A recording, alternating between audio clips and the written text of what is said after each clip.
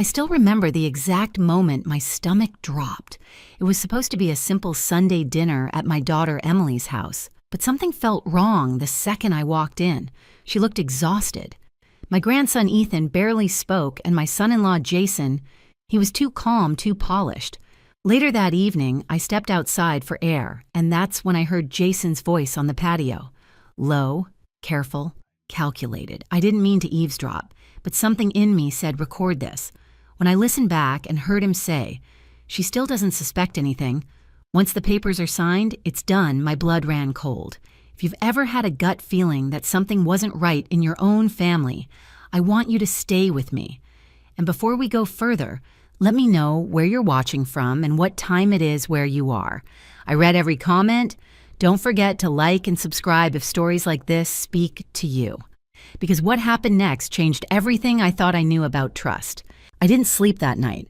I lay in bed staring at the ceiling, my phone clutched in my hand like it was the only thing anchoring me to reality. Every time I closed my eyes, I heard Jason's voice again, low, controlled, almost casual. She still doesn't suspect anything. Once the papers are signed, it's done. There was something about the way he said it that chilled me more than the words themselves. It wasn't anger. It wasn't panic. It was certainty. I must have replayed that recording 20 times, maybe more. At first I tried to convince myself I was overreacting, that maybe I'd taken it out of context. Maybe he was talking about work. He was a financial advisor after all. Papers, signatures, that could mean anything. But deep down I knew better, because I know my daughter. And something about Emily hasn't been right for a long time. The next morning I made myself a cup of coffee and sat at the kitchen table staring at my phone again. I hesitated before calling her. I didn't want to sound paranoid. I didn't want to scare her, but I needed to hear her voice. She picked up on the third ring. "Hi, Mom." Her voice was soft, too soft, like she was already tired and it wasn't even 9 in the morning yet. "Hey, sweetheart," I said gently. "Did I wake you?" No, I've been up." A pause. "Just getting ready for work." I could hear something in the background drawers opening maybe. Movement, but there was no energy in her voice. No warmth. Just effort. "I was thinking about last night," I said carefully. "You seemed a little worn out." She let out a quiet breath. "Yeah, it's just been a busy week at the hospital. You know how it is." I did know how it was. I had spent decades working with children and families. I knew the sound of exhaustion. But this wasn't just exhaustion. This was something else. "Emily," I said softly, "are you okay?" Another pause. Longer this time. "I'm fine, Mom. Really, too quick, too practiced." I felt a knot tighten in my chest. "Okay," I said, even though I didn't believe her. I worry about you." "I know," she said, and for a brief moment I heard something real in her voice. Something fragile. "I'm just tired, that's all." We talked for another minute about Ethan's school, about the weather, about nothing that mattered, and then she said she had to go. "Love you," she said. "Love you more," I replied. But when the call ended, I didn't feel reassured. I felt worse. I sat there for a long time staring at the wall, and then slowly, memories started coming back. Little things, things I hadn't paid attention to before. Emily used to call me almost every day. Now it was maybe once a week. She used to drop by with Ethan on weekends just to chat, to laugh, to sit in my living room and drink tea like we always had. Now there was always a reason she couldn't come. "Jason's working, we're busy, maybe next week." At first I hadn't thought much of it. Life gets busy. People change. Marriages take time and energy, but now it felt like something had been slowly closing around her and I hadn't noticed. Or maybe I had noticed, and I just didn't want to see it. I remembered something she had said a few months ago. We were shopping together, something we hadn't done in a long time. She had picked up a coat, a simple navy one. Nothing extravagant, it's nice, I had told her. She had smiled, but it didn't quite reach her eyes. "Yeah," she said. "I'll have to check with Jason first." I had laughed at the time, thinking she was joking, but she hadn't laughed back. "I mean it," she had added quickly. "We're just trying to be more careful with spending." That had seemed reasonable. Responsible even. But now, sitting alone in my kitchen, that memory felt different. Heavier. Wrong. I stood up and began pacing the room, my thoughts racing. Control over money, isolation from family, exhaustion, that recording. She still doesn't suspect anything. I stopped walking. "What are you doing, Clara?" I whispered to myself. Was I really about to accuse my son-in-law, my daughter's husband, of something serious based on a feeling and a partial recording? But then another thought hit me, sharp and undeniable. What if I'm right and I do nothing? That thought was worse than any fear I had about being wrong. I picked up my phone again and played the recording one more time. Jason's voice came through clearly in the quiet kitchen. "Once the papers are signed..." Papers. What papers? Financial, medical, legal. And why would Emily not suspect anything? Emily wasn't careless. She was careful, thoughtful. She read things. She asked questions. Unless someone had convinced her she didn't need to. Or worse, that she wasn't capable of understanding them. A cold wave of realization washed over me. I grabbed the edge of the table to steady myself. "No," I whispered. "No, he wouldn't." But even as I said it, I could feel the doubt growing, because I had seen the way Jason spoke over her at dinner, the way he answered questions for her, the way she went quiet when he corrected her, even gently. At the time it had seemed subtle. Now it felt like a pattern. I walked over to the window and looked out at the quiet street. Everything outside looked so normal, peaceful, safe. But inside me, something had shifted. This wasn't just a bad feeling anymore. This was a possibility I couldn't ignore. I went back to the table, sat down, and took a deep breath. "Okay," I said out loud, trying to steady myself. "Think. If something was wrong, really wrong, I couldn't just barge in and confront Jason. That could make things worse. It could push him to act faster, or isolate Emily even more. No, if I was going to do this, I had to be careful. I had to be smart. And most importantly, I had to be absolutely sure." I opened my contacts and scrolled slowly. There was one person I trusted completely when it came to things like this. Someone who had seen more than I ever had. I hovered over her name for a moment. Linda Hayes. We had been friends for over 30 years. She'd built a career helping people protect their assets, their families, their futures. If anyone could tell me whether my fears were justified, it was her. My finger hovered over the call button. For a second I hesitated, because I knew deep down that once I made that call, there would be no going back. Whatever this was, it was about to become real. I pressed the button. Linda didn't answer right away. The phone rang 4 times before her calm, familiar voice came through. "Clara, everything okay?" For a moment I couldn't speak. I hadn't realized how much I needed to hear someone steady until that second. "I'm not sure," I said finally, my voice lower than usual. I think something might be wrong with Emily." That was all it took. Linda didn't interrupt. She didn't dismiss me. She simply said, "Tell me everything." And I did. I told her about the dinner, about the way Emily looked drained smaller somehow, about Ethan's silence, about Jason's overly polished charm that now felt rehearsed instead of genuine. And then I told her about the recording. There was a long pause after I finished. Linda said carefully, "I'm glad you called me." Those words didn't comfort me the way I had hoped. They could mean anything, right? I asked quickly. Work-related? Financial paperwork? Jason deals with clients every day, maybe, she said. But the part that concerns me isn't the paperwork. It's the phrases "he doesn't suspect anything." That implies deception. My grip tightened around the phone. "I thought so too," I admitted. "Listen." Linda continued, her tone shifting into something more professional, more focused. "I don't want to jump to conclusions, but I've seen situations where one spouse gradually takes control financially, legally, even medically, without the other fully understanding what they're signing." A chill ran down my spine. "Are you saying he could be tricking her into signing something?" I asked. "I'm saying it's possible," she replied, "especially if there's already a pattern of control." I closed my eyes. "There is," I whispered. "I just didn't see it clearly until now." Linda was quiet for a moment. Then she said, "You need more information before you act. Don't confront him, not yet." "I wasn't planning to," I said quickly.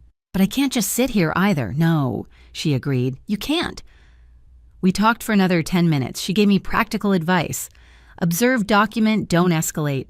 Pay attention to behavior, not just words. And above all, make sure Emily has a safe way to reach me if things get worse.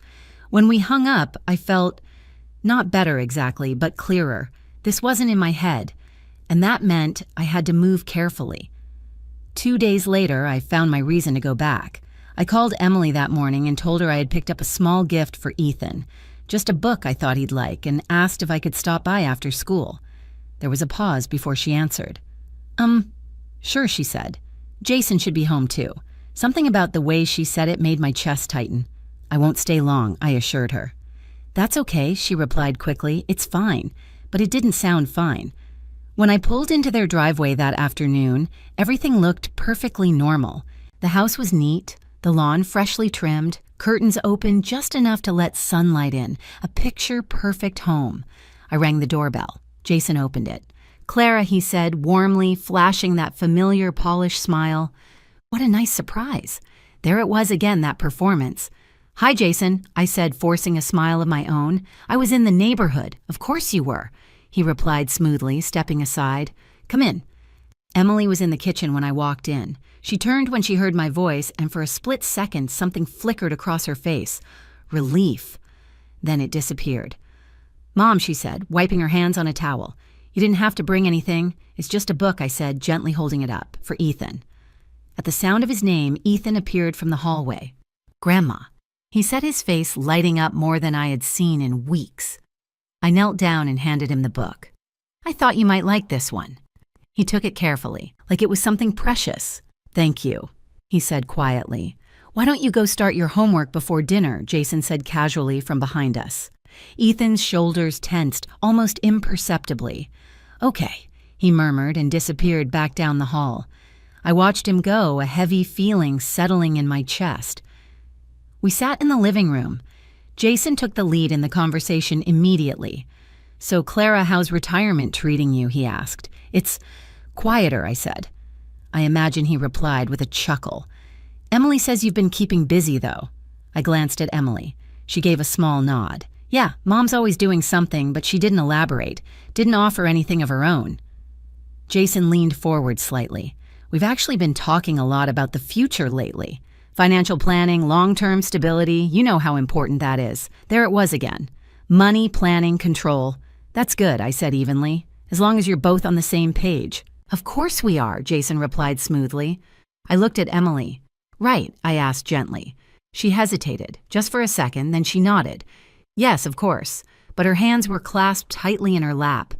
A few minutes later, I asked to use the bathroom. Emily stood up immediately. I'll show you. Jason didn't object. As soon as we stepped into the hallway, Emily lowered her voice. You didn't have to come, she said quickly. I mean, I appreciate it, but I wanted to see you, I said softly. She swallowed. I'm fine, Mom, really.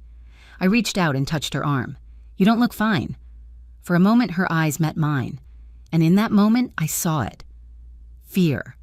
Then she pulled away slightly. I just need to get through this week, she said. That's all. Get through what I asked. But before she could answer, Jason's voice called from the living room. Everything okay out there?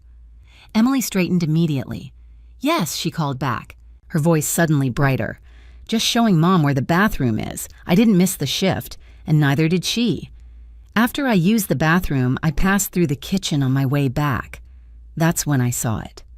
A stack of unopened mail tucked into a drawer that hadn't been fully closed. Bills. Official-looking envelopes. Some of them addressed to Emily. Why weren't they opened? Why were they hidden? I closed the drawer quietly and returned to the living room, my mind racing. Not long after, I stood to leave. I should get going, I said. I don't want to keep you. Jason walked me to the door, still smiling. Always a pleasure, Clara, he said. Emily followed behind him, silent.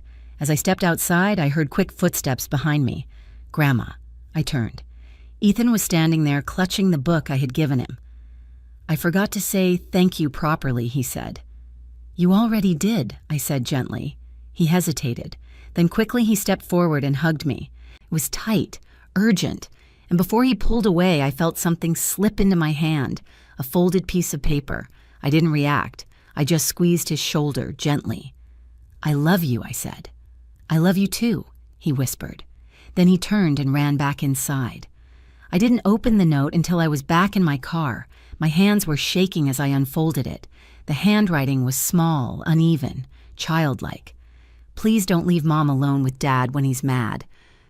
I stared at the words, my vision blurring. That was it. That was all it took. Whatever doubt I had left, it was gone. This wasn't just in my head. This wasn't just stress. Something was very, very wrong in that house. And now I knew I couldn't walk away. I sat in my car for a long time after reading Ethan's note. The engine was off. The house behind me was quiet again, as if nothing had happened. As if that small, desperate message hadn't just changed everything. "Please don't leave Mom alone with Dad when he's mad." The words echoed in my mind over and over, louder than anything Jason had said on that recording. Because children don't invent fear like that. They learn it. I folded the note carefully and placed it in my purse, my hands steadier now, not because I felt calm, but because something inside me had shifted. Doubt had turned into certainty, and certainty came with responsibility. I drove home in silence, my thoughts moving faster than the road beneath me. By the time I pulled into my driveway, I already knew what I had to do next. I couldn't rely on instinct alone anymore. I needed clarity, proof, understanding. That night, I waited until the house was completely quiet. No television, no background noise, just the faint hum of the refrigerator and the ticking clock on the wall. I sat at my kitchen table, put on a pair of headphones, and opened the recording again. This time, I wasn't just listening. I was studying. Every pause, every shift in tone, every word. Jason's voice came through low and controlled. "Yeah, I've got it handled. She trusts me completely." A pause. No, she won't question it. She never does. My chest tightened. Then came the part I already knew. She still doesn't suspect anything. I held my breath. Once the refinance goes through, I froze. Refinance. That wasn't vague anymore. That was specific. That was real. I leaned closer as if that might somehow make the audio clearer. "And once I have the medical authorization in place." My hand flew to my mouth.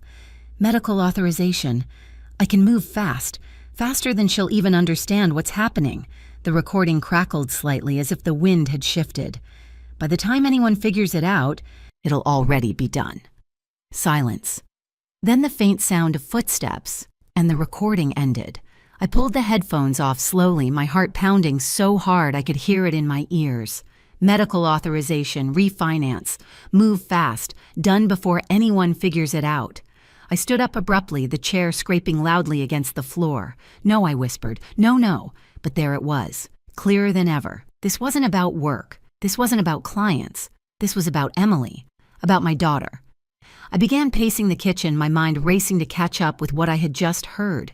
Refinance meant the house.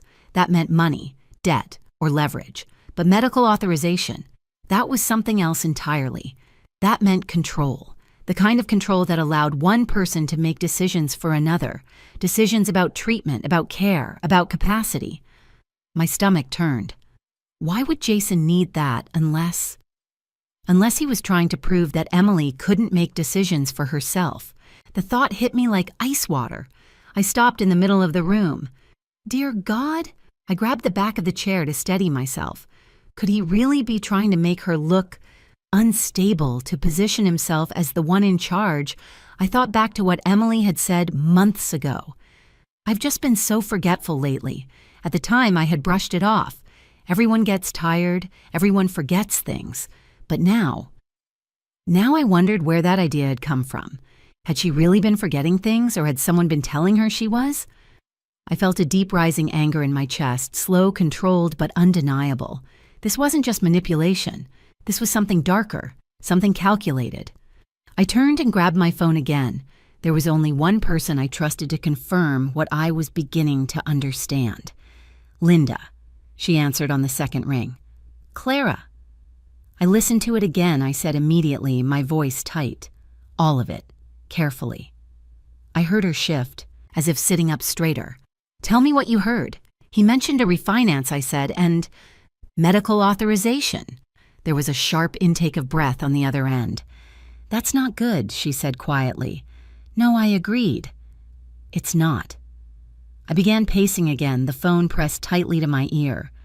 "What does that mean, Linda, legally?" She didn't answer right away. When she did, her voice was slower, measured. It means she said that if he's able to obtain the right documentation, he could position himself to make decisions on her behalf. My chest tightened, even if she doesn't want him to.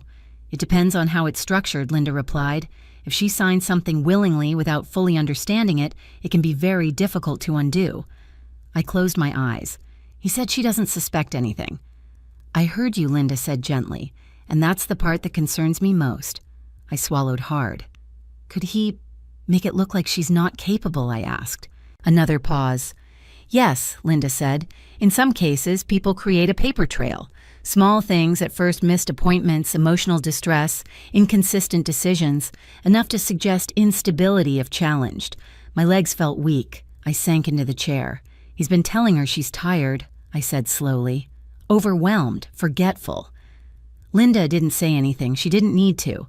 Linda, I whispered, I think he's setting her up. I think you might be right, she said. Silence stretched between us. Then she spoke again, more firmly. Clara, listen to me. Do not confront him. Not yet. I wasn't planning to, I said quickly. Good. Because if he's doing what we think he's doing, confrontation could make him escalate. Or worse, he could accelerate whatever plan he has. I gripped the phone tighter. So what do I do? You observe, she said. You document. You gather information. Quietly. I nodded, even though she couldn't see me. Can you get access to any documents Emily has signed, she asked. I don't know, I admitted. But I can try. Good, Linda said. And Clara? Yes. Make sure Emily has a way to reach you that he can't control. A separate phone if possible. Or at least a code word, something she can say if she's in trouble. My throat tightened. I didn't think it was that serious, I said softly. It might be, Linda replied. That was enough. After we hung up, I sat there for a long time, staring at nothing. Everything felt different now. Sharper, more dangerous. I wasn't just worried anymore, I was aware, and awareness came with a heavy, undeniable truth. My daughter was in a situation she might not even fully understand, and my grandson, he already did. I reached into my purse and pulled out Ethan's note again. Please don't leave Mom alone with Dad when he's mad. I smoothed the paper gently with my fingers. I won't, I whispered. Then I folded it back up, placed it carefully on the table, and looked around my quiet house.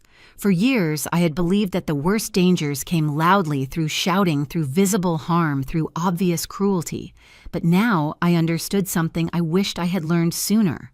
Sometimes the most dangerous things happen quietly, behind closed doors, in calm voices, with smiles and paperwork. I took a deep breath. Okay, Clara, I said to myself, this is where you stop being afraid. I reached for my notebook and a pen. If I was going to protect my family, I needed to start writing everything down. Every detail, every suspicion, every piece of truth, because whatever Jason was planning, I was going to be ready. The next morning, I woke up with a clarity I hadn't felt in days. Fear was still there. It sat heavy in my chest, but it no longer paralyzed me. It sharpened me. I made coffee, opened my notebook, and began writing everything down. Dates, conversations, small details I had ignored before. The way Emily hesitated before answering simple questions. The way Jason redirected every discussion. Ethan's silence, the hidden mail, the recording. By the time I finished, I had 3 full pages and a growing sense that I had only scratched the surface. If Jason was planning something involving refinance and medical authority, then there had to be a paper trail. There were always records. Transactions, filings, I just had to find them. That afternoon, I sat at my computer and pulled up the county property records website. I hadn't done this in years, but it wasn't difficult. Everything was public if you knew where to look. I typed in their address. It took a few seconds to load. Then the information appeared. Ownership, Jason Carter and Emily Carter. That part was expected. But below that, recent activity. My eyes scanned the screen. There it was. A filing from just 3 weeks ago. Mortgage refinance application. Pending. My breath caught. 3 weeks ago, Emily hadn't mentioned anything about refinancing the house. Not once. I clicked into the document summary. It didn't show full details, those required official access, but it confirmed enough. The process had been initiated, which meant paperwork had already been signed, or at least partially signed. I leaned back in my chair, my heart pounding. Once the refinance goes through, his words echoed again in my head. This was real. This was already in motion. I picked up my phone and stared at Emily's contact for a long time. Should I ask her directly? No. Linda had been clear. Not yet. If Emily didn't even realize what she had signed asking her outright could confuse her or worse. Alert Jason if she mentioned it. I needed to see for myself. 2 days later, I created an opportunity. I called Emily in the late afternoon. "Hey, sweetheart," I said casually. "I was thinking about that little cafe we used to go to on Maple Street. Do you remember?" She hesitated. "Yeah, I remember. Why don't we go tomorrow morning, just the two of us?" Another pause. "I don't know if I can," she said. "Jason has been wanting us to Emily," I interrupted gently but firmly. "Just an hour." Silence. Then a quiet exhale. "Okay," she said. "1 hour. Good." I replied, keeping my tone light. "I'll pick you up at 9. The next morning, I arrived a few minutes early. When Emily opened the door, I felt that same tightening in my chest. She looked thinner, paler, like someone carrying a weight she couldn't put down. "Hi, Mom," she said softly. "Hi, sweetheart." Jason appeared behind her almost immediately. "Coffee date?" He asked with a smile that didn't quite reach his eyes. "Yes," I said evenly. "Just a little mother-daughter time." "Of course," he replied smoothly. "Emily deserves a break." Emily glanced at him quickly. "I'll be back soon," she said. "No rush." Jason said his tone easy, but something about it felt watchful. I didn't say anything else. We left. For the first 10 minutes of the drive, Emily barely spoke. She stared out the window, her hands folded tightly in her lap. I didn't push. I had learned over years of working with children that silence sometimes said more than questions ever could. Finally, she spoke. "I haven't been there in a long time," she said quietly. "The cafe, I asked." She nodded. "We used to go all the time," I said. I know she whispered. When we sat down at the cafe, something shifted. It wasn't immediate, but slowly as the familiar smells of coffee and baked bread filled the air, I saw her shoulders relax just a little. We ordered drinks, made small talk, waited. Then gently I steered the conversation. "So," I said, stirring my coffee, "Jason mentioned you two have been doing a lot of financial planning lately." Emily stiffened. "Yeah," she said carefully, "just normal stuff, like what I asked lightly." She hesitated. "Budgeting, long-term plans, the house." I watched her closely. "The house," I repeated. She nodded. "Just making sure everything is secure. Secure how I asked." Her fingers tightened around her cup. "I don't know all the details," she admitted. "Jason handles most of that." There it was. I kept my voice calm. "Did you sign anything recently?" Her eyes flickered. "Yes," she said slowly. "Some paperwork." "What kind of paperwork? I'm not sure exactly," she said. "Jason said it was just routine. Something about adjusting the mortgage." My heart sank. "And you didn't read it?" I asked gently. She looked down. "I tried," she said, "but it was a lot. Legal language." He explained it. "And you trust him?" I said softly. She nodded. "I do," she said. But there was something in her voice that didn't match the words. Doubt. Small but there. I leaned forward slightly. "Emily." I said, "Has Jason ever asked you to sign anything related to your health medical decisions?" Her head snapped up. "What? No. Well," she frowned. There was something she said slowly. "A while ago. After that panic episode I had, I felt my pulse quicken. What kind of something?" He said it was just a precaution, she said, in case anything ever happened to me, so he could make decisions if I couldn't. Medical authorization. I kept my face neutral even as alarm bells rang in my head. "Did you understand what you were signing?" I asked. She hesitated again. "I think so," she said. He explained it." "Emily," I said gently, "did you read it yourself?" Her silence was answer enough. For a moment, neither of us spoke. The noise of the cafe faded into the background. All I could hear was my own heartbeat and Jason's voice in my memory. "Once I have the medical authorization in place." I reached across the table and placed my hand over hers. "Sweetheart," I said softly, "I need you to listen to me very carefully." She looked up at me, her eyes uncertain. "What is it?" she asked. I took a slow breath. "I think Jason may be making decisions without fully telling you everything." Her face changed instantly. "No," she said quickly. "He wouldn't." "I'm not saying he's doing something illegal," I interrupted gently, "but I am saying you need to understand exactly what you've signed." She pulled her hand back slightly. "Mom, you're overthinking this," she said, her voice rising just a little. "He's my husband, I know," I said, "and I want to believe that too." "Then why are you asking me this?" she demanded. "Because I heard him. Because your son is afraid. Because something is wrong." But I couldn't say any of that. Not yet. Instead, I softened my voice. "Because I love you," I said simply, "and because I've seen people sign things they didn't fully understand and regret it later." She looked at me for a long moment. Then she looked away. "I'm just tired, Mom," she said quietly. "Everything feels overwhelming lately." There it was again. That word, overwhelming, a narrative, one I was starting to recognize. I nodded slowly. "I understand," I said. But inside, I knew something she didn't. This wasn't just stress. This was something being built around her, quietly, carefully, and unless I moved faster, it might soon be too late to stop it. That afternoon, after I dropped Emily back at the house, I didn't go home right away. I parked 2 streets over and sat in my car staring at nothing, letting the weight of everything settle into something I could actually act on. Emily's words kept replaying in my head. "I don't know all the details. Jason handles most of that. He explained it. I'm just overwhelmed. It wasn't just what she said, it was how she said it. Like someone repeating something they had been told too many times. Like someone slowly learning to doubt their own understanding." I tightened my grip on the steering wheel. "No," I whispered. "Not anymore." I pulled out my phone and called Linda. She picked up almost immediately. "Clara, I saw her," I said. "We talked." And she asked. "She signed refinance paperwork," I said, "and something medical. She doesn't fully understand either of them." There was a pause. "That confirms it," Linda said quietly. My chest tightened. "Confirms what?" "That Jason is building layered control," she replied. "Financial and medical.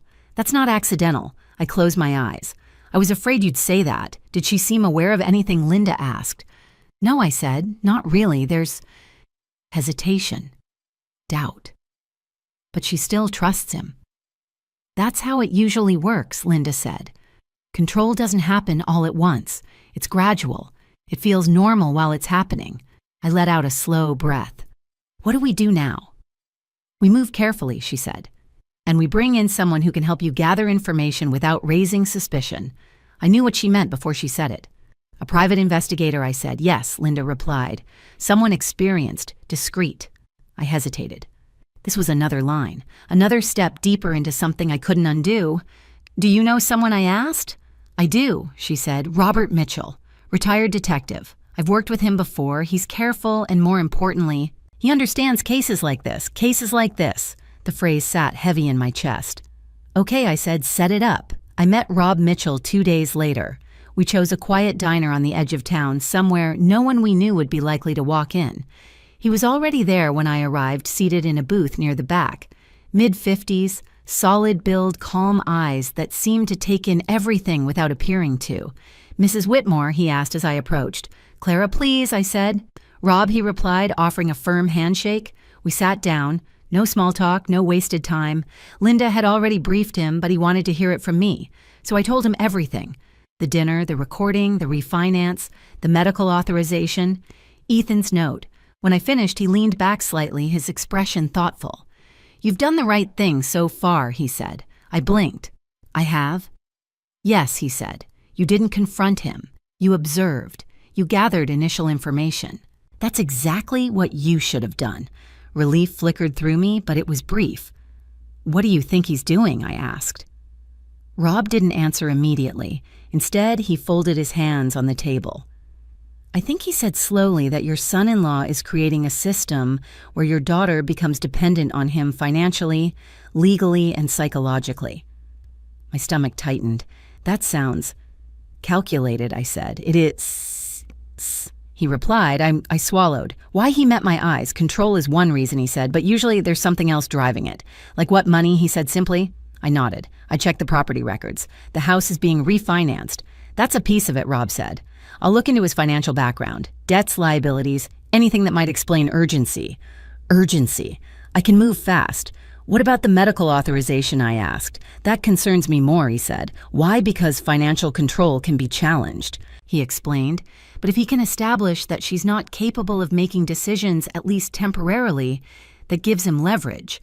A cold wave passed through me. You mean he could make decisions for her? Yes, Rob said, depending on what she signed and how it's structured. I stared down at my coffee, suddenly unable to look at him. And if she doesn't realize what she signed, that's where it gets complicated, he said. Legally, it depends on whether it can be proven she didn't understand, but practically, he paused. Practically, he gains time and control. I felt my chest tighten again. Time, control. Those were exactly the things Jason seemed to be positioning himself for. What do we do? I asked quietly. Rob leaned forward slightly. We build a timeline, he said. We document everything. We verify what's been signed, what's been filed, and what he's doing behind the scenes. And Emily, I asked. We protect her, he said, but we don't tip him off. I nodded slowly. That's the part I'm afraid of, I admitted. If he realizes we're onto him, he may escalate, Rob said calmly. The word hung in the air. Escalate. What does that mean, I asked. It means he might push whatever plan he has faster, he said, or tighten control, or isolate her further. My hands clenched in my lap. And Ethan? I asked. Rob's expression softened slightly. Children usually see more than adults think, he said. His note tells me he's already aware something isn't right. I nodded, my throat tightening. He's scared, I said.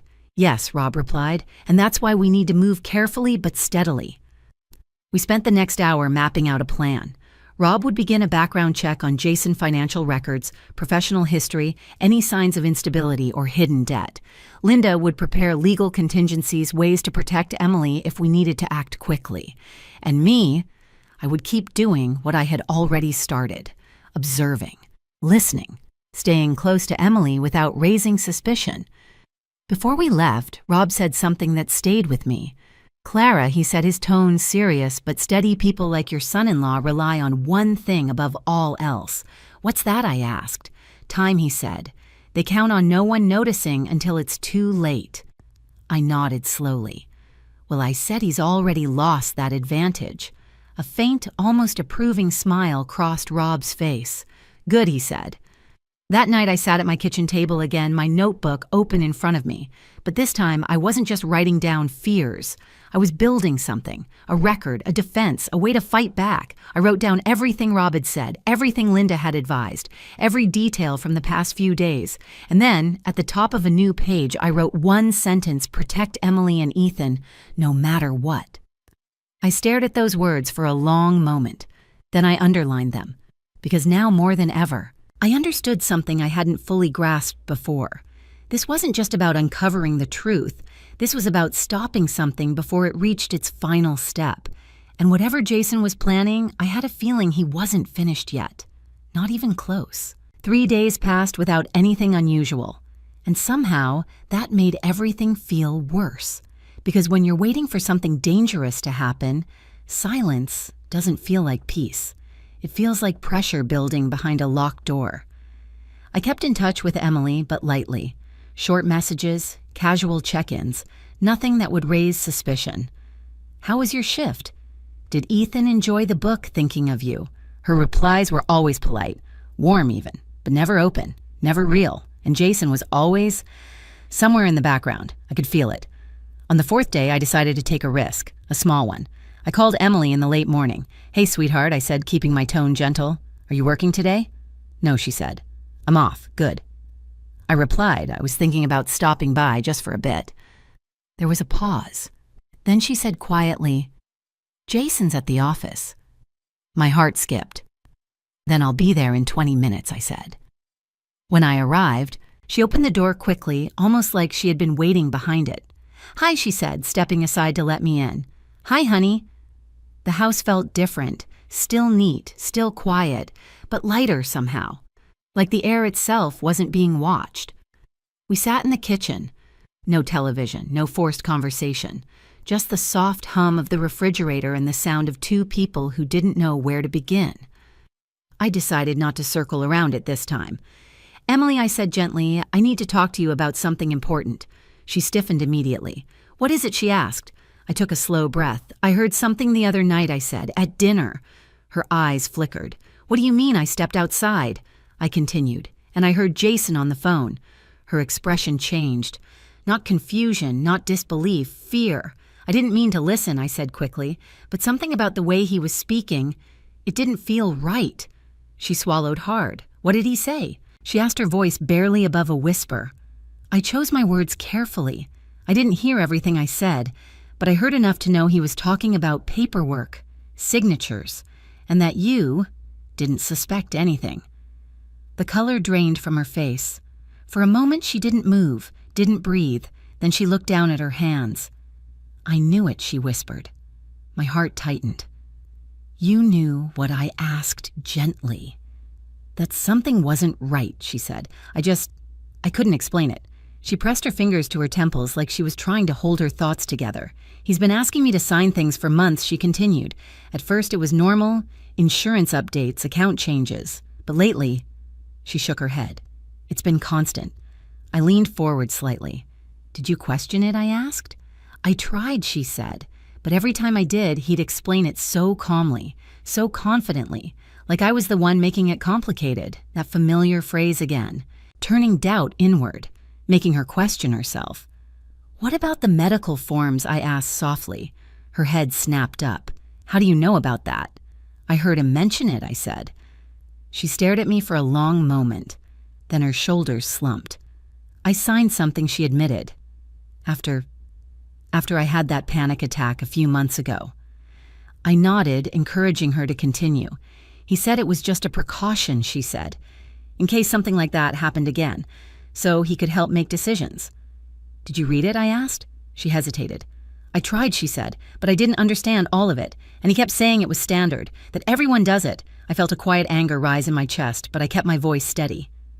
Emily, I said gently, has he ever suggested that you're not capable of making decisions? Her eyes filled with tears. He doesn't say it like that, she whispered, but sometimes he'll say things like, you've been so overwhelmed lately, or you're not thinking clearly. I closed my eyes briefly. There it was, the pattern. He says it so kindly, she continued, like he's worried about me, like he's trying to help. That's how it works, I said softly. She looked at me. What do you mean? I reached across the table and took her hand. I mean, that control doesn't always look like control, I said. Sometimes it looks like concern. Her grip tightened around mine. I feel like I'm losing myself, she admitted, like I can't trust my own thoughts anymore. My heart broke a little at those words. You're not losing yourself, I said firmly. You're being made to feel that way. Tears slipped down her cheeks. I didn't want to believe that, she said. I know I replied, because believing it means everything changes. She nodded. Silence filled the room again, but this time it felt different.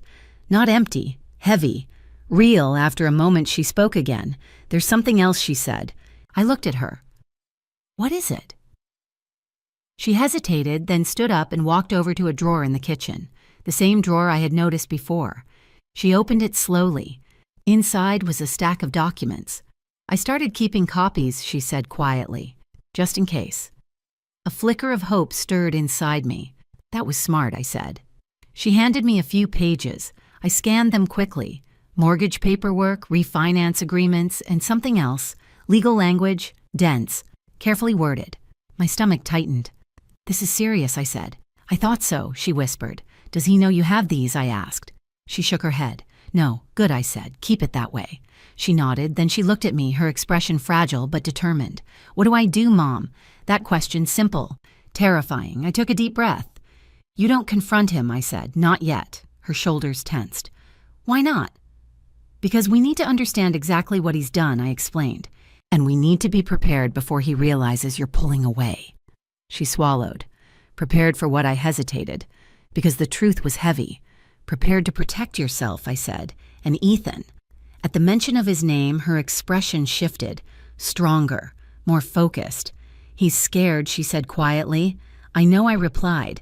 She wiped her eyes and straightened slightly. Okay, she said. Then we do this the right way. I nodded. Yes, I said, we do. Before I left, I gave her one more piece of advice. If anything feels wrong, I said, call me, no matter what time. She nodded. I will.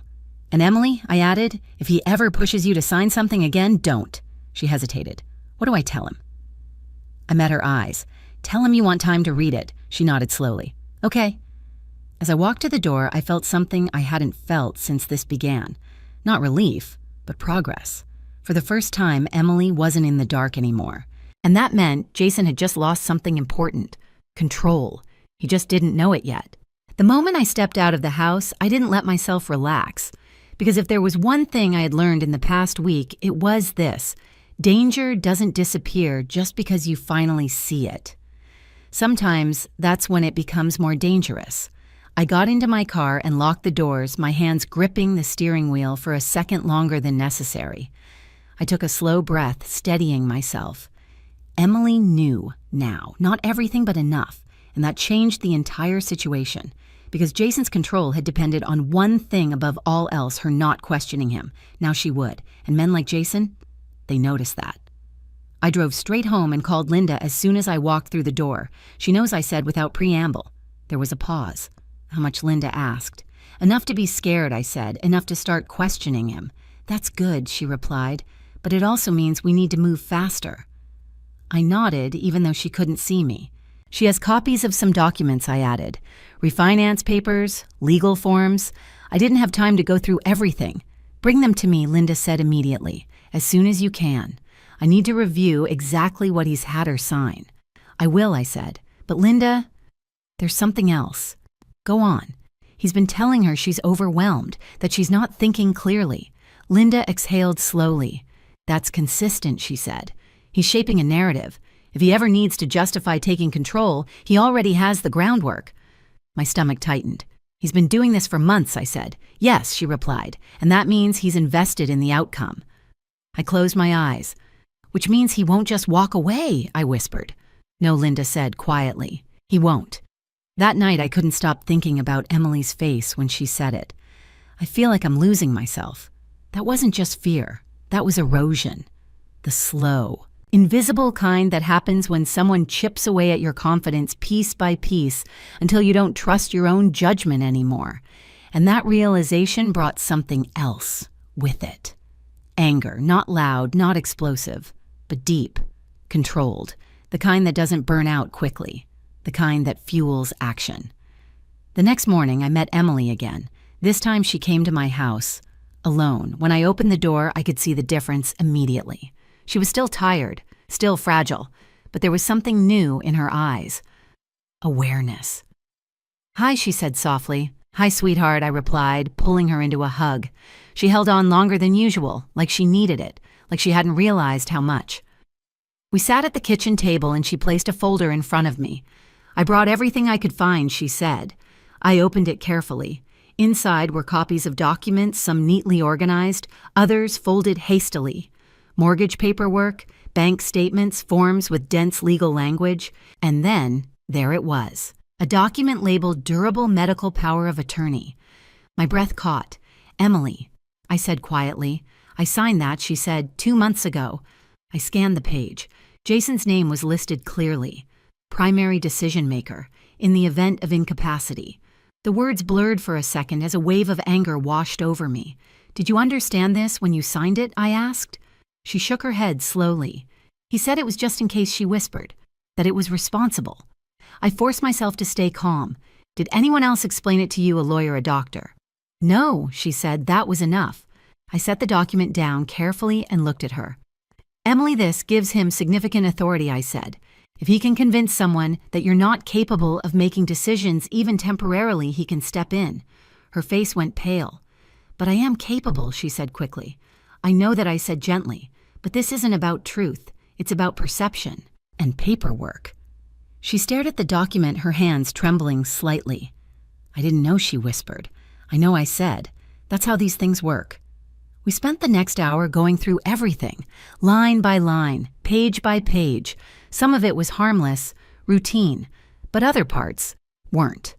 There were clauses that shifted financial control, language that gave Jason increasing access to joint accounts, and references to restructuring ownership tied to the refinance. By the time we finished, the room felt heavier, like the truth had weight, and it was sitting right between us. "There's more," Emily said quietly. I looked up. "What?" She hesitated. Then she took a deep breath. "He's been checking on me." My stomach tightened. "What do you mean he'll ask me the same question twice?" she said. "Like he's testing me.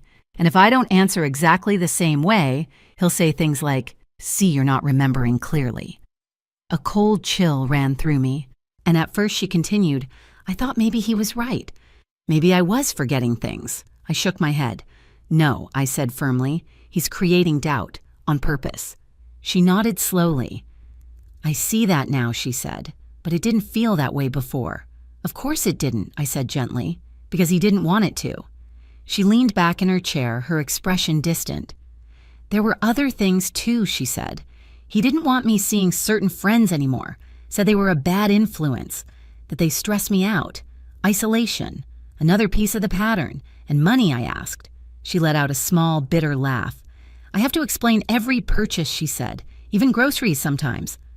I felt that quiet anger rise again. "He calls it budgeting," she added, "but it doesn't feel like budgeting." "No," I said, "it's not." We sat in silence for a moment. Then she looked at me, her eyes filled with something I hadn't seen in a long time. Strength. "What do we do now?" she asked. The question was different this time. Not scared, ready. I took a deep breath. "We follow the plan," I said, carefully. She nodded. "Okay, you don't confront him yet," I continued. "You don't let him know you're aware. You keep everything normal." "That's going to be hard," she admitted. "I know I said, but it's important." She nodded again. "I can do that. And if he asks you to sign anything else?" I asked. Her jaw tightened slightly. "I won't," she said. "Good," I replied.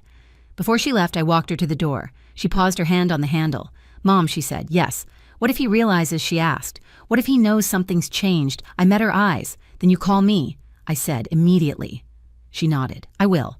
And Emily," I added, my voice firm but gentle, "you're not alone in this anymore." Her eyes filled with tears again, but this time they didn't fall. "Thank you," she whispered. After she left, I stood there for a long time. The house was quiet again, but it didn't feel the same as before, because now everything was out in the open. Not to the world, not to Jason, but to us. And that meant one thing.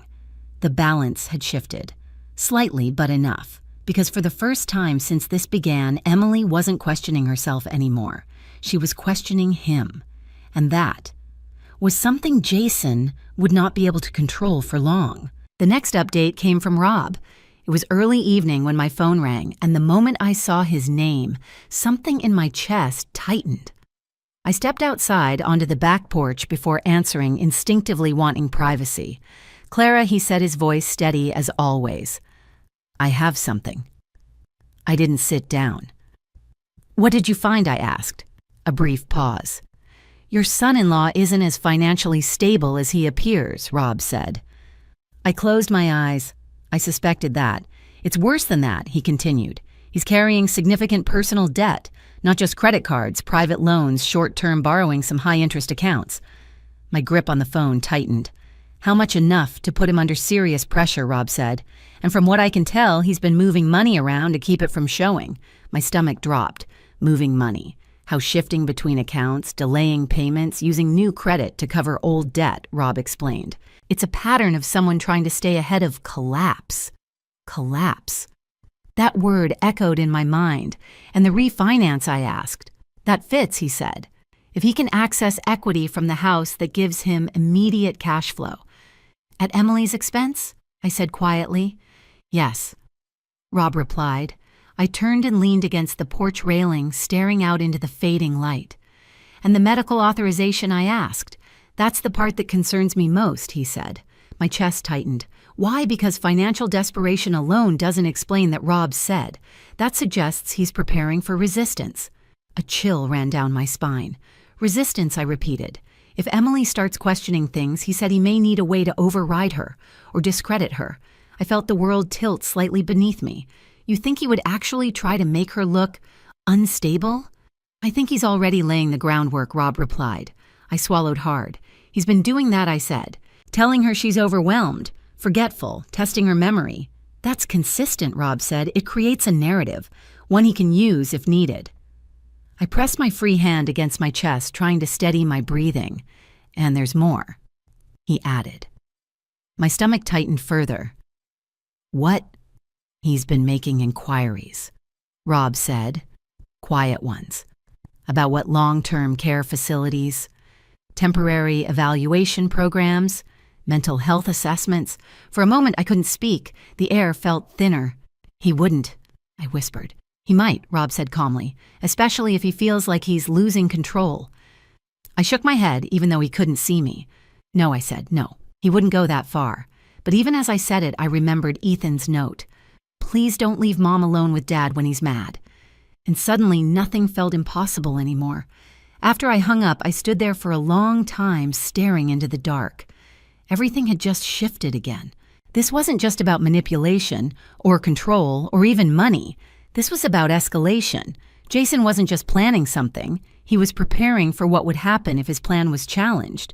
And that made him far more dangerous than I had wanted to believe. I called Emily immediately. She picked up on the second ring. Mom, are you alone? I asked. Yes, she said. Jason's not home yet? Good, I said. I need you to listen to me carefully. There was a pause. What is it? I took a deep breath. I spoke to Rob, I said. He's been looking into Jason's finances. Silence. Then quietly, and he's in serious debt, I said. More than you know. I could hear her breathing change. That doesn't make sense, she said. He always said we were fine. I know, I replied, but that's not the reality. Another pause. And the refinance, she asked. It's part of it, I said. He needs access to money quickly. She didn't respond right away. When she did, her voice was smaller. So that's what this is about, partly, I said. But Emily, there's something else. I hesitated. Because this was the part that would change everything. What she asked. He's been asking about medical evaluations, I said carefully, facilities, assessments. The silence on the other end was immediate, heavy.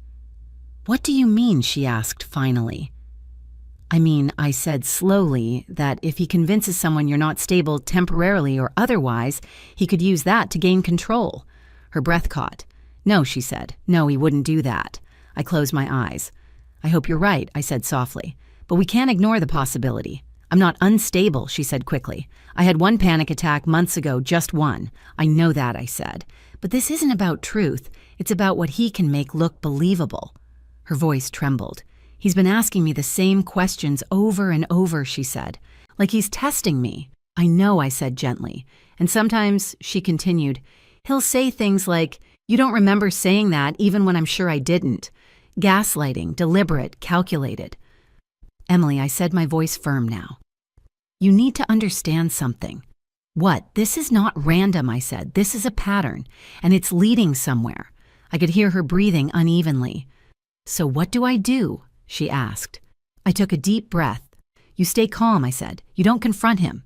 Not yet. That's what you said before, she whispered. But this feels different. It is different, I admitted, which is why you have to be even more careful. There was a long pause. Then she said something that made my chest tighten. I'm scared, Mom. I closed my eyes. I know, I said softly. But you're not alone.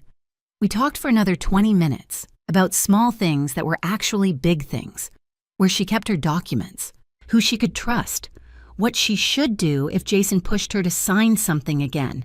And then, what if he tries to take me somewhere, she asked suddenly. The question hit me like a physical blow. What do you mean, I asked. Like, to get evaluated, she said. He's mentioned therapy before, said it might help me clear my head. My grip on the phone tightened. Listen to me, I said firmly. You do not go anywhere you're not comfortable with. Not alone, not without understanding exactly what it is. Okay, she said. And if he pressures you, I asked. I'll say no, she replied. Good, I said, and then you call me. I will. After we hung up, I stood in my kitchen staring at the wall. The house felt too quiet, too still. Like something was waiting. And for the first time since this began, a thought crossed my mind that I hadn't allowed myself to fully consider before. What if we're already too late? I pushed it away immediately. No, we weren't too late. Not yet. Because now we knew, and knowledge was power. but it also came with urgency, because whatever Jason was planning, he wasn't going to wait forever. And if Rob was right, if Jason felt like he was losing control, then the next move would come soon. I didn't sleep that night either, but this time it wasn't uncertainty keeping me awake, it was anticipation. Rob's words echoed in my mind over and over. If he feels like he's losing control, he may move faster. That thought settled into something sharp and urgent. We didn't just need to be careful anymore. We needed to be ready. The next morning I called Linda first. "He's under pressure," I said as soon as she answered. "Financially, and he's preparing for resistance." "I expected as much," she replied calmly, "which means we move to the next phase." "What does that look like?" I asked. "Preparation," she said, "not reaction." I leaned against the kitchen counter, gripping the edge. "Tell me." "Emily needs a safe exit plan," Linda said, "before anything escalates." My chest tightened. "You mean leaving?" "Yes," she said. "Even if she doesn't use it immediately, she needs the option. Somewhere she can go quickly with Ethan if necessary." I nodded slowly. "I can arrange that," I said. "She can stay here," good Linda replied. "But we also need to think beyond that. Like what documents," she said. "Identification, financial records, anything tied to Ethan, school records, medical files. She needs copies of everything he might try to control." I grabbed my notebook and started writing. "Okay," I said. "What else communication?" Linda continued. "If he's monitoring her phone or even just checking it occasionally, she needs a backup way to contact you." I paused. "I can get her a second phone," I said. "Do it," Linda replied. "And Clara?" "Yes, if things escalate, we may need to act quickly. That means I'll start preparing legal protections now." "Like what?" I asked. "Emergency filings," she said. "Protective measures. The kind that can be put in place fast if we need them." I swallowed hard. This was real. This was happening. "Okay," I said quietly. After the call, I sat at the table for a moment, staring at the list I had written. It didn't look like much. A few bullet points, a few practical steps, but I knew what it really was. A plan to get my daughter out, safely. I called Emily later that afternoon. She answered quickly. "Mom, are you okay?" I asked. "Yes," she said. "He's at work." "Good," I replied. "We need to talk about the next steps." There was a pause. "Okay." I took a deep breath. "We're going to prepare," I said quietly, without him knowing, for what she asked. "In case you need to leave," I said, silence. Then softly, "Leave, yes," I said gently. "I'm not saying you have to, but you need the option." Her breathing became uneven. "I never thought it would come to that," she whispered. "I know," I said. "But we don't wait until it's too late to have a plan." Another pause. Then she said, "Okay." There was fear in her voice. But there was also something else. Resolve. We spent the next half hour going through everything. First, I said you gather important documents. Birth certificates, social security cards, Ethan's school records. "I can do that," she said. Second, I continued, anything financial. Bank statements, copies of what you've already signed. "Okay." Third, I said you keep them somewhere safe, not in the house if possible. She hesitated. "Where would I put them?" "With me," I said. "Or somewhere he can't access." "Okay," she repeated. "And Emily." I added, "You don't tell him you're doing any of this." "I won't," she said. I hesitated before bringing up the next part. "There's something else," I said. "Would I want you to have a second phone?" She went quiet. "Why?" she asked. "In case you need to call me and can't use your regular one," I said. "You think he's monitoring me?" she asked. "I don't know," I admitted, "but I don't want to take that chance." She was silent for a moment. Then she said, "Okay." "I'll get it today," I said. Later that evening, I drove to a small electronics store across town. Nothing fancy, just a simple prepaid phone, something untraceable, something quiet. As I paid for it, I felt a strange mix of emotions. Part of me still couldn't believe this was my life now. Buying a secret phone for my daughter, planning an exit strategy, preparing for something that felt more like a crisis than a family problem. But another part of me, the stronger part, knew exactly why I was doing it, because waiting had already cost us too much. The next day, I met Emily in a grocery store parking lot. Neutral ground, no suspicion. She got into my car quickly, glancing around before closing the door. "I feel like I'm doing something wrong," she said immediately. "You're protecting yourself," I corrected gently. I handed her the phone. "This stays hidden," I said. "Only use it if you need to." She took it carefully like it was something fragile. "Okay," she said. We sat there for a moment. Then she said something that made my chest tighten. "He's been asking questions." What kind of questions, I asked. Where I've been, who I've talked to, why I've been different. I felt a chill run through me. "What did you say?" I asked. "I told him I've just been tired," she said. "Good," I replied. "Keep it that way." She nodded. "But he's watching me more," she added quietly. I tightened my grip on the steering wheel. "He's noticing," I said. "Yes." We both knew what that meant. The timeline was shrinking. Before she got out of the car, I looked at her carefully. "Emily," I said, "if anything feels wrong, anything at all, you call me. Immediately." "I will," she said. "And if he pushes you to sign something again, I say no," she replied. "Good."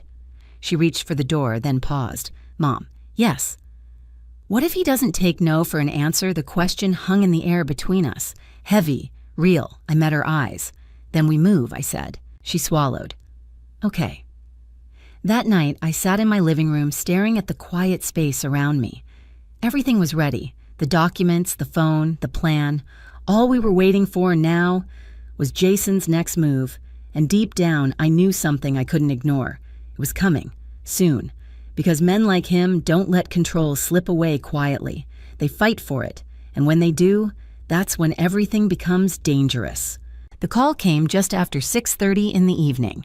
I had just finished setting the table for a quiet dinner when my phone buzzed against the counter. I didn't even need to look at the screen. I felt it in my chest before I saw her name. Emily. I answered immediately. "Mom." Her voice was tight, breathless. "What's wrong?" I asked, already reaching for my keys. "He wants me to sign something," she said, "right now." My heart started pounding. "Is Ethan there?" I asked. "Yes, he's upstairs. And Jason?" "In the living room," she said. "He brought home papers. He says it's urgent. Something about taxes in the house." I closed my eyes for a second, steadying myself. "Listen to me," I said calmly. "What did you tell him?" I said I wanted to read it first, she replied. "He didn't like that." "Of course he didn't." "Good," I said. "That's exactly right. Don't sign anything." There was a pause. "He's getting impatient," she whispered. I grabbed my purse. "I'm coming over." I said. "No," she said quickly. "What if that makes it worse?" "It won't," I said firmly. "You're not alone anymore, remember?" Another pause. "Okay," she said. "Stay calm," I added. "I'll be there in 10 minutes. The drive felt longer than it should have. Every red light, every slow-moving car, every second felt like something was slipping through my fingers. By the time I pulled into their driveway, my heart was racing. The house looked the same as always, calm, quiet, normal, but I knew better now. I stepped out of the car and walked quickly to the front door. Before I could knock, it opened. Emily stood there, her face pale. "Hi, Mom," she said, her voice too steady. "Hi, sweetheart," I replied, matching her tone. We didn't say anything else. We didn't need to. Jason was in the living room, seated at the coffee table. A stack of papers lay neatly in front of him. He looked up as we walked in. "Clara," he said, surprise flickering across his face for just a moment before it disappeared behind that familiar smile. What a nice surprise. "I was in the neighborhood," I said evenly. "Of course you were," he replied. His eyes moved briefly to Emily, then back to me. "We were just going over some paperwork," he added casually. "Nothing exciting." I glanced at the papers. "Mind if I sit?" I asked. "Not at all," he said, though there was a subtle tension in his shoulders now. I took a seat across from him. Emily sat beside me, close. "What kind of paperwork?" I asked lightly. "Just some adjustments," Jason said, "related to the refinance and a few tax considerations." I nodded slowly. "Important things," I said. "Exactly," he replied. "Which is why I'd like to get them signed tonight." There it was. Pressure. Subtle, but firm. I turned to Emily. "Have you had a chance to read them?" I asked. She shook her head slightly. "Not yet." Jason leaned forward, his tone still calm but tighter now. "I've already explained everything," he said. "It's straightforward." "I'm sure it is," I said, "but there's no harm in taking a little time to review." His smile didn't falter, but his eyes did. "Just for a second, these are time-sensitive," he said. "Everything important usually is," I replied. Silence. The air shifted. Mom Emily said softly, "I just want to make sure I understand everything." Jason's head turned toward her. "Emily," he said, his voice still gentle. "We've been through this. You don't need to stress yourself out over details like this." My stomach tightened. There it was again. The narrative. "You've been overwhelmed lately," he continued. "Let me handle this." Emily didn't respond, and for the first time, she didn't agree. Jason noticed. I saw it in the way his posture changed, the way his fingers tightened slightly on the edge of the table. "I said I want to read it," Emily said quietly. The room went still. Jason blinked, once, slowly.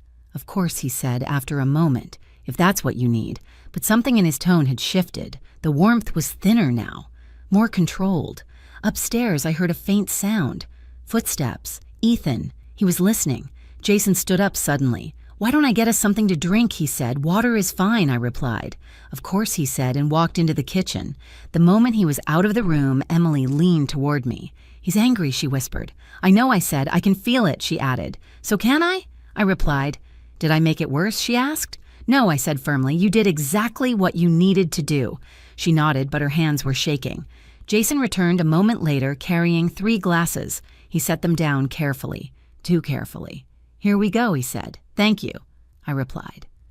We sat in silence for a moment, then Jason spoke again. "Emily," he said, his tone softer now, almost reassuring. "You know I'm doing this for us, right?" She didn't answer immediately. "I know," she said finally. But he prompted. She looked down at the papers. "I just want to understand," she said. Another pause. Then Jason laughed lightly. "Of course you do," he said. "You've always been thorough." But there was something off about the way he said it. Like it wasn't a compliment, like it was a correction. "Why don't you walk me through it again?" Emily asked. His eyes flicked to me, then back to her. "Sure," he said. He began explaining, calm, confident, polished. But this time I was listening differently, and so was Emily. Every word, every phrasing, every moment where he simplified something that shouldn't have been simple, where he skipped over details, where he redirected the conversation when it got too specific. I saw it, and for the first time, so did she. Halfway through, Ethan appeared at the top of the stairs. He didn't come down. He just stood there, watching. Jason noticed. "Ethan," he said, his tone suddenly sharper.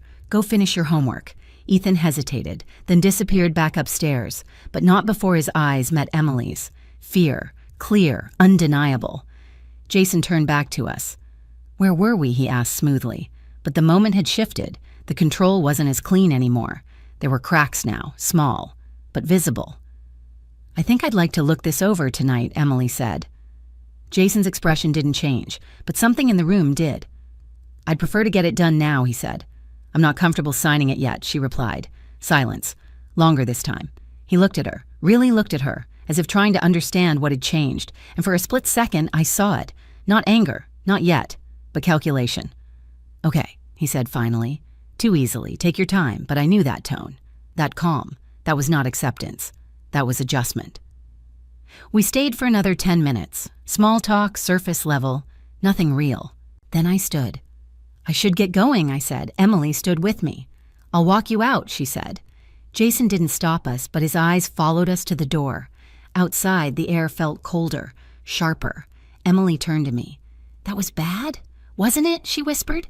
"Yes," I said honestly. She nodded. "I could feel it," she said.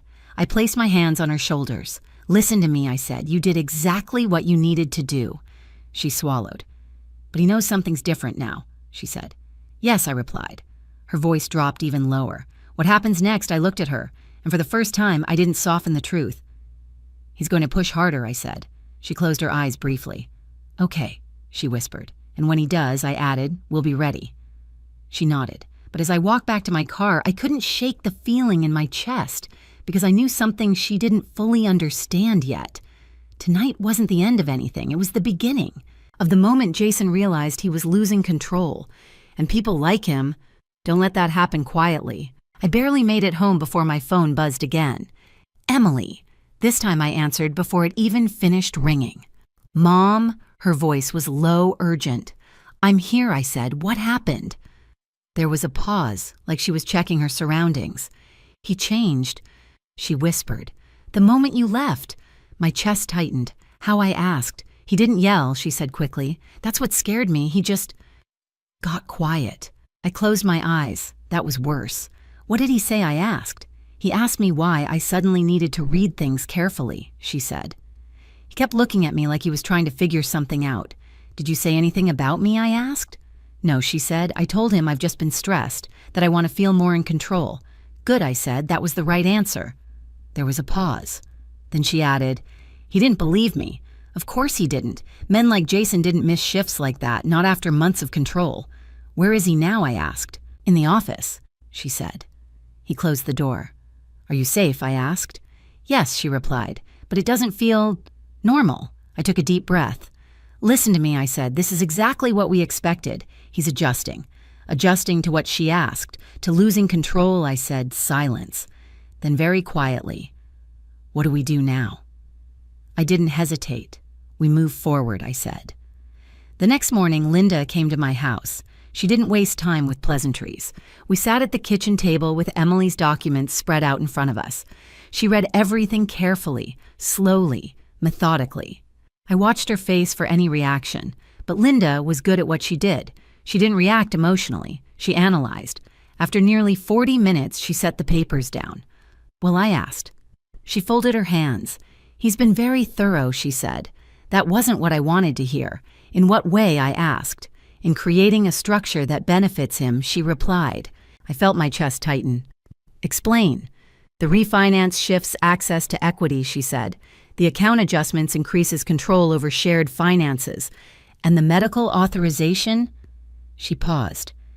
Gives him a pathway to make decisions if he can establish doubt about her capacity. I swallowed hard. So we're not imagining this, I said. No, Linda said firmly. You're not. A cold anger settled deeper inside me. Can we stop him, I asked. Yes, she said, but timing matters. How if we act too soon without enough evidence, he can deny everything she explained. If we wait too long, he may complete whatever he's planning. I nodded slowly. So we need to catch him in the middle, I said. Exactly, she replied. That afternoon, everything came to a head. Emily called again. This time her voice wasn't just tense, it was shaking.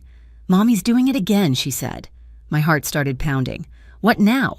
He brought the papers back out, she said. He says we can't delay anymore.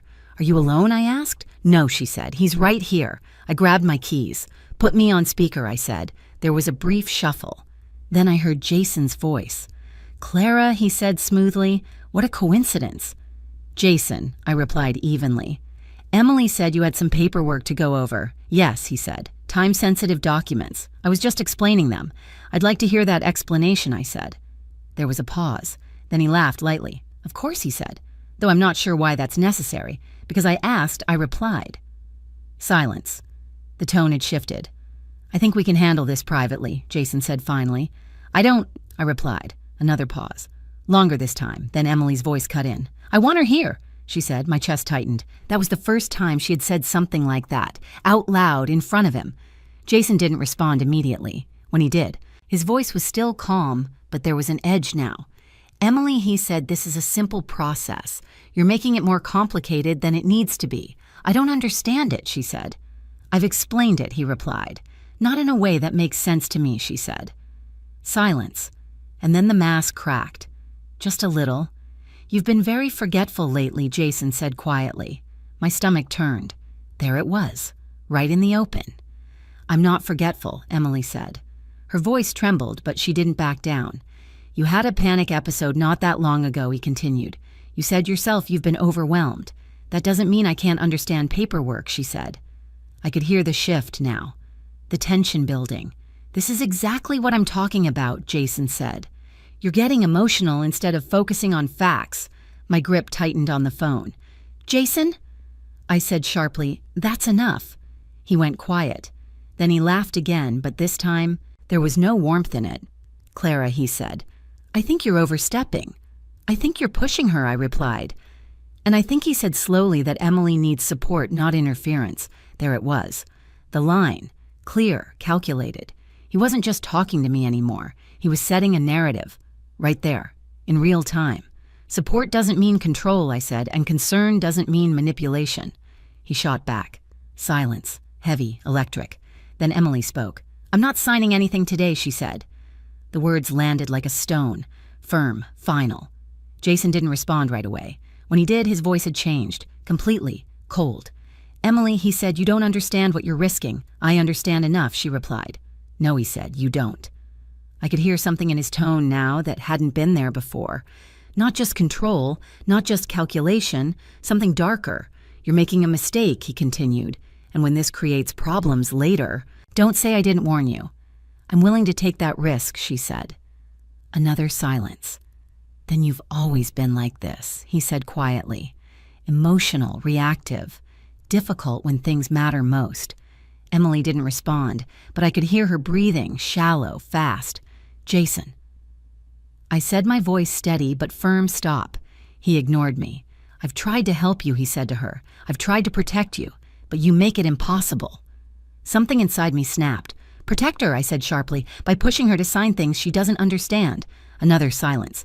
"Then I never said she didn't understand," he replied. But it was too late. We had all heard it, felt it, seen it. "Jason." I said, my voice low now. Controlled, I have a recording. The words hung in the air. Still. Deadly. What he said. "A recording," I repeated. "From the night of dinner." Silence. Complete. "Absolute. I heard you," I said, "talking about signatures. About her not suspecting anything. Nothing. Not a single sound. And then a shift. Subtle, but unmistakable. The moment he realized he was exposed. "You shouldn't be listening to private conversations," he said finally. His voice was different now. Not calm, not warm. Hard. "That depends on what those conversations are about," I replied. Another pause. Then he said something that changed everything. "I don't deal well with weakness," he said. The words were quiet, but sharp, cold, cruel. And upstairs I heard a sound, a door opening.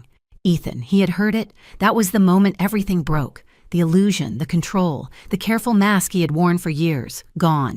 And in its place, something real, something dangerous. And for the first time, there was no pretending anymore. For a moment after Jason's words, no one spoke. The silence was so complete, it felt like the house itself was holding its breath. "I don't deal well with weakness." The sentence hung in the air, heavy and irreversible, and then from upstairs I heard it clearly, a small broken sound. "Ethan." Emily heard it too. "Ethan," she said, her voice cracking as she turned toward the staircase. "It's okay, honey." But it wasn't okay. Nothing about this was okay anymore. Jason didn't move. He didn't even look upstairs. He just stood there, his expression unreadable now, as if something inside him had finally stopped pretending. Emily walked quickly to the bottom of the stairs. "It's okay," she called again, softer this time. I heard movement. Then footsteps coming down, slow, hesitant. Ethan appeared halfway down the stairs, gripping the railing tightly. His eyes were wide, his face pale. He looked at his mother first, then at Jason, then toward the phone still in Emily's hand. "Mom," he said quietly. Emily reached for him immediately. "Come here," she said, her voice trembling. He came down the rest of the way and pressed himself against her, holding on tightly. I heard he whispered. Emily closed her eyes, her arms tightening around him. "I know," she said softly. "I know." Jason exhaled slowly. "Emily." He said, his tone controlled again, but thinner, now strained. "You're overreacting, both of you." Emily didn't respond. She didn't even look at him, and that more than anything seemed to unsettle him. "Say something," he said, his voice sharper now. Still nothing. I could hear every second of it through the phone. The shift, the imbalance, the loss of control. "Jason," I said calmly, "this conversation is over." He didn't answer me. Instead, he spoke to Emily again. "You're letting this get out of hand," he said. "Your mother is putting ideas in your head." Emily's voice, when it came, was quiet but steady. "No," she said, "she's not." That stopped him, completely, because for the first time, Emily wasn't defending him. She was contradicting him. "I've felt something was wrong for a long time," she continued. "I just didn't want to see it." Jason stared at her. I could hear it in the silence, the disbelief, the recalculation. "You're tired," he said finally. "That's all this is." "No," she replied. "You've been overwhelmed," he insisted. "No, you're not thinking clearly." "Stop," she said. The word cut through everything, sharp, final. He went quiet. Emily took a slow breath. "I'm not signing anything," she said. "Not now, not later, not until I understand exactly what it is." Jason's tone changed again, lower, colder. "And who's going to explain it to you?" he asked. "Your mother." Emily didn't hesitate. "Yes," she said. Another silence. Then he laughed. But there was no humor in it. Of course, he said. Of course it comes back to her. This isn't about her, Emily said. This is about me. You don't even know what you're doing, he replied. I know enough, she said. His voice dropped further. You're making a mistake, maybe she said, but it's mine to make. That was it. That was the moment everything tipped. Jason stepped back slightly, running a hand through his hair. For a second, he looked different. Not in control, not polished, just exposed. You have no idea what you're risking, he said. Emily held Ethan closer. Maybe not, she said. But I know what I'm not risking anymore. And what's that, he asked. Myself, she said. Silence. Heavy, final. Jason didn't argue again, not right away. Instead, he turned and walked toward the kitchen. Slowly, deliberately. The sound of his footsteps faded. Then a cabinet door closed. Hard. Mom Emily whispered into the phone. I'm here, I said. He's not saying anything now, she said. That's worse, isn't it? Yes, I replied honestly. It is. Ethan clung to her. I don't want to stay here, he said quietly. Emily closed her eyes. I know, she whispered. That was the moment I had been waiting for, not because I wanted it to happen, but because I knew it would. Emily. I said firmly, it's time. There was a pause. Then she said, okay.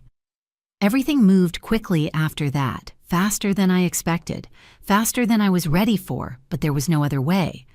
Get your bag, I said, the one we talked about. I already packed it, she said. Good, take Ethan's things too, I added. Okay, don't argue with him, I said, don't explain, just go. There was a moment of silence. Then what do I tell him, she asked. I thought for half a second. Nothing, I said. You don't owe him an explanation right now. She nodded, I could hear it in her breath. Okay, in the background I heard movement again, Jason coming back. Emily, he called. Her voice dropped to a whisper. He's coming. Stay calm, I said. I grabbed my keys again. I'm on my way. Where are you going? Jason asked, his voice sharper now. Emily didn't answer immediately. I'm taking Ethan to my mom's, she said. For what he demanded. Because I want to, she replied. That's not necessary, he said. You're overreacting. I don't feel safe here right now, she said. The words landed hard. I could hear it. So could he. What does that mean, he asked. It means I'm leaving, she said, silence. Then you're not thinking clearly, he said again. I am, she replied. You're making this worse, he insisted. No, she said. I'm ending it. Another silence. Longer, heavier. And then fine, he said. Too quickly, too easily, go, he added. But I knew that tone. That wasn't acceptance. That was calculation. Again. Mom Emily whispered into the phone. He said, fine. I know, I said. Just go. I'm going, she said. I could hear the door opening. The sound of footsteps. Ethan's quiet breathing. And then the door closing behind them. By the time I pulled into the driveway, they were already there, standing outside, waiting. Emily looked different, still shaken, still pale, but standing, holding Ethan's hand, not shrinking anymore. I got out of the car and walked straight to them. Without a word, I pulled them both into my arms. And for the first time since this began, we were all in the same place, safe for now. But as I looked past them toward the house behind us, I saw something in the window. Jason. Watching. Still. Silent. And in that moment, I knew one thing for certain. This wasn't over, not even close. Because men like him don't lose everything quietly. They wait. They plan. And then they try one last time. That first night in my house, none of us slept well. Emily stayed in the guest room with Ethan, the door slightly open, as if even the act of closing it fully felt too final. I sat in the living room long after midnight, the lights off, listening to every sound. The house creaked the way houses do at night. The refrigerator hummed.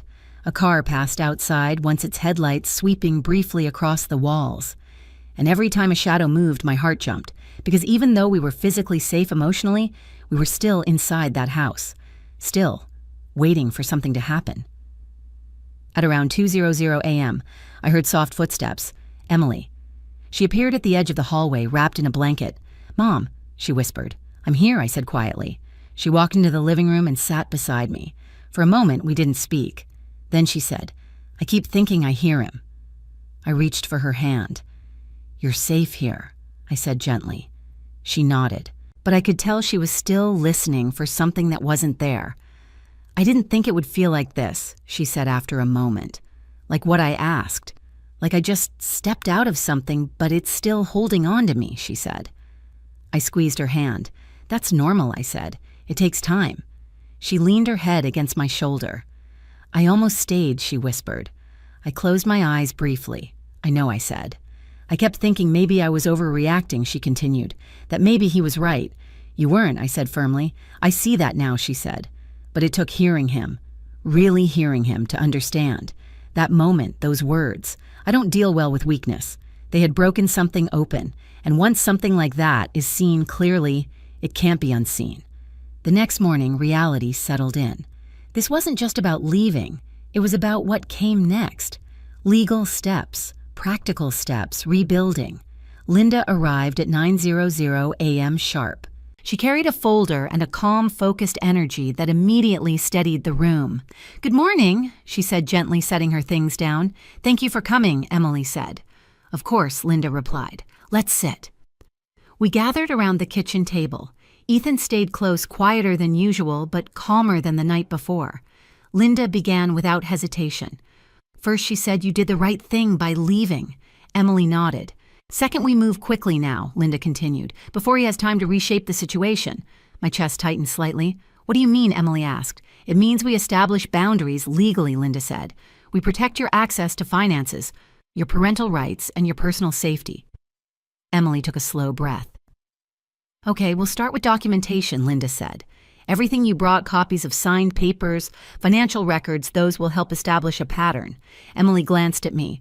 We have those, she said. Good, Linda replied. She opened her folder. I'm also preparing filings that can be used if he attempts to escalate, particularly around any claims about your mental capacity. Emily stiffened slightly. He would really do that, she asked. Linda met her eyes calmly. He's already started building the narrative, she said. We're simply getting ahead of it. Emily nodded slowly. Okay. The rest of the morning was a blur of details. Bank accounts, access points, contacting Ethan's school discreetly, making sure all communication went through safe channels. It was overwhelming, but it was also grounding, because for the first time in a long time, Emily was making decisions again. Clear ones, her own. By early afternoon, things had settled into a strange temporary calm. Ethan was in the living room quietly reading the book I had given him days earlier.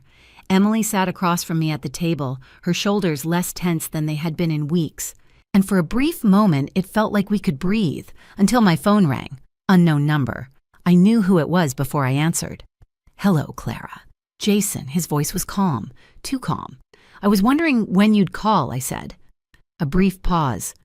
I think we need to talk, he said. I don't think we do, I replied. This situation has gotten out of hand, he continued.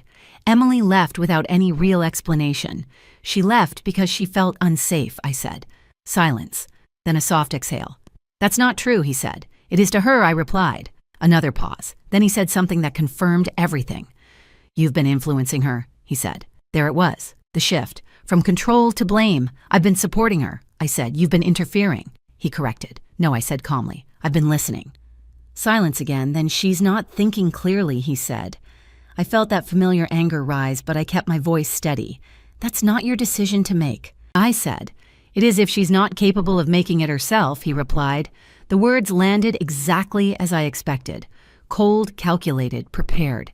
You really believe that, I asked. I believe she's been under a lot of stress, he said, and that she needs stability. And you think you're the one to provide that, I asked. I've always been the one providing that, he said. I almost laughed, but there was nothing funny about it. Jason. I said, my tone firm now. This isn't going to go the way you think it is. There was a pause. Then very quietly, he said, we'll see. The line went dead. I lowered the phone slowly. Emily was watching me. What did he say, she asked. I met her eyes. He's not done, I said. She nodded. I didn't think he would be. That evening, as the sun began to set, the house felt different again. Not tense, not fearful, but aware. We all knew this wasn't over. There would be legal steps, conversations, consequences. But something had changed in a way that couldn't be undone. Jason no longer controlled the narrative. He no longer controlled Emily, and most importantly, he no longer controlled the truth. Later that night, as I stood by the window looking out into the quiet street, I felt something settle inside me. Not relief, not yet, but certainty. We had crossed the hardest line, leaving. And once you leave something like that, you don't go back, no matter how difficult the road ahead might be. Behind me, I heard Emily's voice. "Mom." I turned. She was standing in the hallway, calmer than I had seen her in a long time. "Yes," she took a step forward. "I think I can finally see things clearly now," she said. I smiled softly. "I knew you would." She nodded, and for the first time since this began, there was no fear in her eyes, only clarity and strength, and that was something Jason would never be able to take from her again. It's strange how quiet life feels after something loud breaks, even when the noise was never raised voices, but control pressure and fear sitting quietly in the corners of a home. A few months have passed since that night, the night Emily walked out of that house with Ethan's hand in hers, the night everything finally shifted. If you had told me back then how things would unfold, I'm not sure I would have believed you, not because it was dramatic, but because it was steady. And sometimes, steady healing feels harder to imagine than chaos. The legal process moved forward just as Linda predicted. Carefully, strategically. Jason tried, of course he did. At first he positioned himself as the reasonable one. Calm, concerned, misunderstood. He told mutual friends that Emily was under a lot of stress, that she had been struggling emotionally, that he was worried about her. But this time, the narrative didn't stick. Because Emily didn't stay silent. Not anymore. With Linda's help, we had already prepared the documents, the timeline, the pattern. Every small detail that once felt insignificant now told a clear story. And when that story was presented calmly, clearly, fact by fact, it became very difficult for Jason to maintain his version of reality, especially when his own words, the recording, sat quietly in the background, ready if needed. He never asked about it again, but I knew he remembered. The financial side unraveled quickly after that. Rob's investigation had been thorough. Jason's debts surfaced, hidden accounts, risky borrowing. The refinance process stalled once Emily formally withdrew her consent and raised questions. And without that access to money, the pressure on him became visible. Not just to us, but to others. People who had once admired his polished image began to step back, ask questions, look closer. And Jason didn't handle that well. But the most important changes weren't happening in courtrooms or financial records. They were happening in quieter places, at my kitchen table, in early morning conversations, in small, ordinary moments that had once been filled with tension and were now slowly being reclaimed. Emily started to come back to herself. It wasn't immediate, and it wasn't easy. There were days she doubted everything. Days she replayed conversations in her head, wondering how she hadn't seen it sooner. Days she questioned her own judgment. I should have known, she said to me once, sitting across from me with her coffee untouched. I reached across the table and took her hand. "No," I said gently. "You trusted someone you loved. That's not weakness." She looked down. "It feels like it," she whispered. I shook my head. "It's not," I said. "The problem isn't that you trusted. The problem is that he used that trust against you." She didn't respond right away, but I saw something shift in her eyes. Understanding, slow but real. Ethan changed too. At first he was quiet, watchful, like he was waiting for something to go wrong again. But over time the tension in him eased. He laughed more, spoke more, and one afternoon while we were sitting in the living room, he said something that stayed with me. "It's different here," he said. How I asked. He thought about it for a moment. "Quieter," he said. I smiled softly. "Good quieter?" I asked. He nodded. "Yeah," he said, "not the scary kind." As for Jason, he faded. Not all at once, but gradually, like a shadow losing its shape in the light. There were still legal proceedings, still formalities, still consequences. But emotionally, he no longer had a place in our daily lives, and that more than anything was the real ending. One evening, a few months later, Emily and I sat on the back porch. The air was warm, the kind of evening that makes everything feel softer. Ethan was inside laughing at something on television, a normal sound, a safe sound. Emily leaned back in her chair, looking out at the yard. "I've been thinking about that night," she said. "Which one?" I asked. "The night you recorded him," she said. I was quiet for a moment. "I almost didn't," I admitted. She turned to look at me. "Why not?" "I didn't want to believe something was wrong," I said. She nodded slowly. I didn't either, she said. We sat in silence for a moment. Then she said something that made my chest tighten just a little. That one moment she said changed everything. I smiled faintly. Yes, I said, it did. But the truth is, it wasn't just that moment. It was everything that came after. The choice to listen to that feeling instead of ignoring it. The choice to ask questions instead of staying comfortable. The choice to act even when it was scary. Because sometimes, the most dangerous situations aren't the loud ones. They don't announce themselves. They don't break down doors. They sit quietly in your life. They smile. They explain things calmly. They make you doubt yourself just enough that you stop asking questions. Until one day, you don't recognize your own voice anymore. I looked at Emily that evening, really looked at her, and I saw something I hadn't seen in a long time. Peace. Not perfect, not untouched, but earned. Real. You're stronger than you think, I said. She smiled slightly. I didn't feel strong, she said. You don't have to feel it, I replied. You just have to be it. She let out a small breath. I think I'm starting to understand that, she said. I nodded. I know you are. That night, after she went to bed, I sat alone for a while. The house was quiet again, but this time, it was the good kind of quiet. The kind that doesn't hide anything. The kind that lets you breathe. I thought back to that first moment on the patio, the voice, the recording, the cold feeling in my chest, and I realized something I hadn't fully understood before.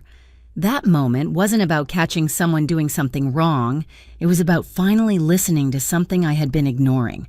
That small voice inside me that said, pay attention. And sometimes, that's all it takes. One moment of attention. One decision not to look away, to change everything. If you're listening to this and something in your life doesn't feel right, even if you can't explain it, don't ignore it.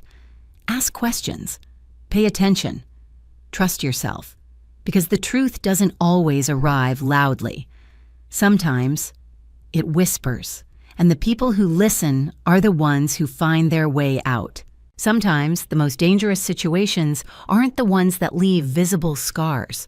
They are the quiet ones, the ones that slowly make you doubt yourself, the ones that replace your voice with someone else's version of who you are.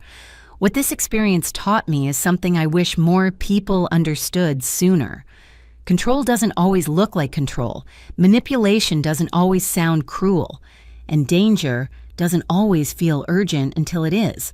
Emily didn't fall into this because she was weak. She fell into it because she trusted someone she loved, and that's something many of us would do. But the most powerful moment in her story wasn't when she left. It was when she started to question, when she allowed herself to say, something isn't right. That's where change begins, and that's where strength lives. If this story touched you in any way, I'd really love to hear from you. Have you ever had a moment where your instincts told you something wasn't right? Where are you watching from, and what time is it there right now? Leave a comment and share your thoughts. And if stories like this matter to you, stories about family truth and finding your strength, don't forget to like and subscribe. Because sometimes hearing someone else's story is the first step to understanding your own.